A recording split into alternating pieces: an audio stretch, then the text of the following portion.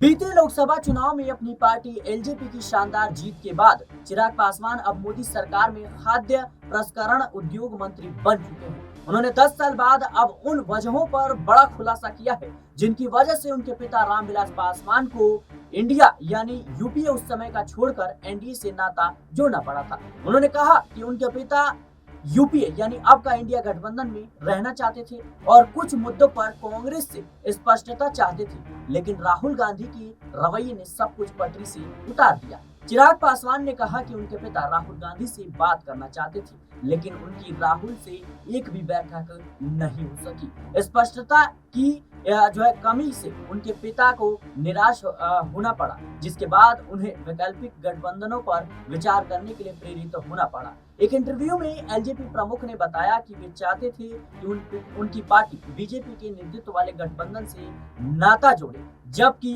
पापा इसके खिलाफ थे। उन्हें इस बात को मनाने के लिए काफी ज्यादा मुशक्कत करनी पड़ी थी। पुराने दिनों को याद करते हुए चिराग पासवान ने बताया कि मेरे पिता यूपीए यानी अब का इंडिया गठबंधन के साथ सहज थे और किसी अन्य गठबंधन पर विचार करने के लिए तैयार नहीं थे। वे इसे जारी रखना चाहते थे। मुझे याद है कि अक्टूबर या नवंबर 2013 में मैंने अपने पिता से कहा था कि हमें वैकल्पिक गठबंधनों के बारे में भी सोचना चाहिए। तब पापा ने पूछा था कि विकल्प क्या है। मैंने कहा बीजेपी। इस पर वे बिफर गए और कहा कि वे जहर खा लेंगे लेकिन बीजेपी के साथ नहीं जाएंगे। इसके बाद कई महीनों तक मुझ में उनसे बात करने की हिम्मत नहीं थी।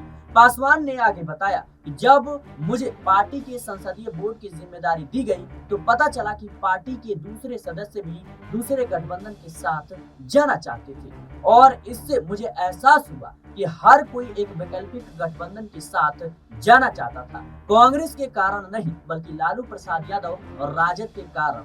कई पार्टी नेताओं की राय थी कि हमें एक वैकल्पिक गठबंधन पर विचार करना चाहिए। यूपीए गठबंधन में आरजेडी के साथ अपने अनुभव के बारे में बात करते हुए चिराग पासवान ने कहा कि वे उस गठबंधन में एकदम किनारे कर दिए गए थे। आरजेडी में कई नेता थे जो हमारा मजाक उड़ाते थे कि हमें 2.5 सीटें मिलनी चाहिए, एक मेरे पिता को और एक मेरे चाचा को और आधी मुझे। राजद की ओर से इस तरह के कई अपमानजनक बयान देखने को मिले थे। एलजेपी प्रमुख ने अपने पिता और कांग्रेस नेता सोनिया गांधी के बीच हुई मुलाकात के बारे में भी बताया। उन्होंने कहा कि पापा उस समय सोनिया गांधी से मिलते रहते थे। सोनिया गांधी चाहती थी कि पापा राहुल गांधी से भी मिले, लेकिन किसी तरह वह मुलाकात नहीं हो पाई। चिराग पासवान ने कहा कि हम दोनों कभी राहुल गांधी से नहीं मिले। हम सोनिया गांधी से 3 बार मिले और तीनों बार उन्होंने राहुल गांधी से मिलने और वहां से चीजें आगे बढ़ाने के बारे में बात की, लेकिन वह मुलाकात कभी नहीं हो पाई। इससे पापा परेशान रहने लगे। एक दिन उन्होंने मुझसे कहा कि तुम वैकल्पिक गठबंधन की बात कर रही थी, अगर करनी है तो करो, लेकिन मैं खुद बात नहीं करूंगा। इसके बाद मैंने रविशंकर प्रसाद और शहनवाज हुसैन से बात की और फिर गठबंधन की सहमति बन गई।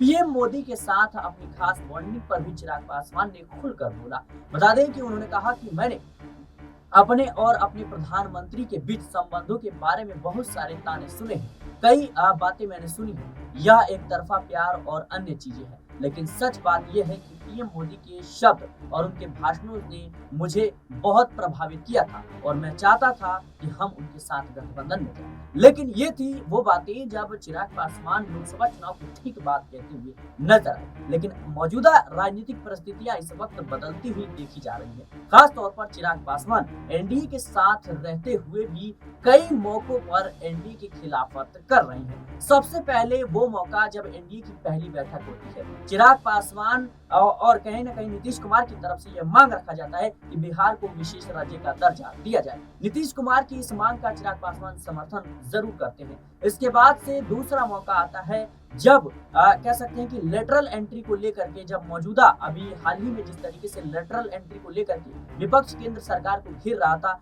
तब चिराग पासवान ने भी इसकी खिलाफत की थी। वहीं तीसरा मौका आता है जब पासवान समाज के लोग अपनी पुश्तैनी नौकरी और तमाम मांगों को लेकर के प्रदर्शन कर रहे थे पटना में और उनके ऊपर लाठीचार्ज कर दी जाती है। नतीजा ये होता है कि पासवान समाज के लोग खुले तौर पर कहते हैं कि इसका नतीजा एनडीए और नीतीश कुमार को भुगतना पड़ेगा। ये वही एनडीए है जिसका हिस्सा है चिराग पासवान। चिराग पासवान के मन में यह डर बैठ जाता है कि आने वाले समय में उनसे दलित और पासवान समाज का जो वोट बैंक है वो छिटक ना जाए। फिर मौका आता है कह सकते हैं कि वक्त बिल संशोधन का, और उसका भी कहीं ना कहीं समर्थन नहीं करते हुए जो है कि चिराग पासवान नजर आते हैं। वही मौका आता है आगे जब योगी आदित्यनाथ आदेश जारी करते हैं कि भाई कह सकते हैं कि जिस तरीके से जो कांवड़ रूट है वहां पर नेम प्लेट लगानी होगी, जो भी खाने पीने वाली दुकानें हैं, और इसकी खिलाफत सीधे तौर पर करते हुए नजर आते हैं चिराग पासवान। चिराग पासवान ऐसे कई मौके हैं जहां पर कहीं ना कहीं एनडीए से अलग रुख अपना चुके हैं। और वहीं बात करें मौजूदा स्थिति की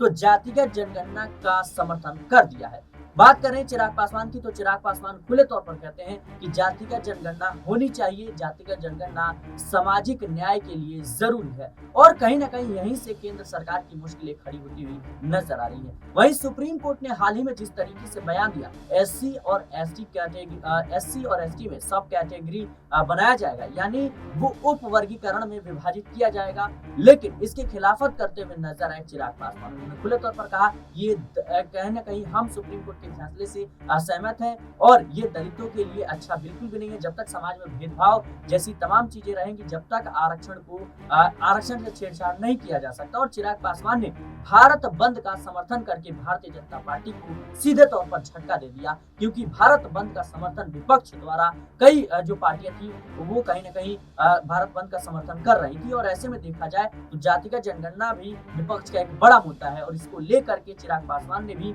कहीं ना कहीं विपक्ष को समर्थन दे दिया है। फिलहाल देखा जाए तो मौजूदा स्थिति जो है वो चिराग पासवान खुद एनडीए के लिए मुश्किलें खड़ी कर रहे हैं। बिहार में विधानसभा चुनाव नजदीक है और विधानसभा चुनाव से पहले चिराग पासवान काफी ज्यादा मुखरता से अपनी बातों को रख रहे हैं, चाहे वो विपक्ष की बात हो या फिर केंद्र सरकार की बात हो।